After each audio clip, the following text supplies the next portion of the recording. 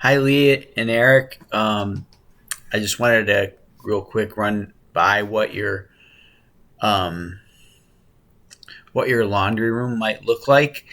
Um, I did a couple different designs. One was the option of stacking, right?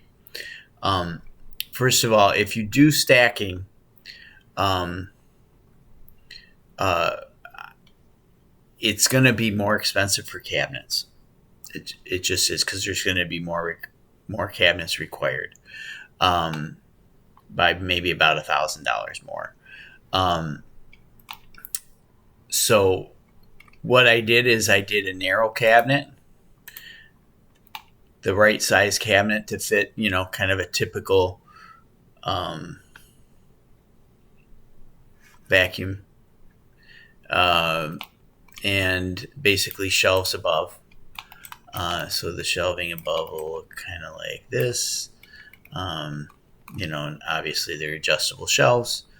So that's what that would look like.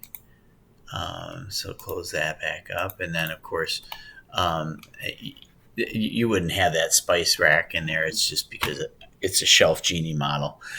The cabinet faces aren't your cabinet faces. Yours would be um, the mission, or not mission style, but shaker style,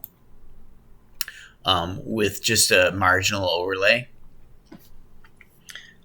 So which means like a little gap from the edge of the cabinet, gives it a more finished look. And then a small cabinet up here. You almost have to have a small cabinet up here because if you didn't have it, um, it just looks weird, you know, just to have, oh, you got this space and then, so if you're going to do this style, I recommend doing the little kind of the what I call useless cabinet without a step ladder. But for you guys, you're a little bit taller. Maybe it's easier for you to get in. But for me, that probably wouldn't be the best bet. And then I'm going to say for resellable value, I don't know how long you're planning to stay in.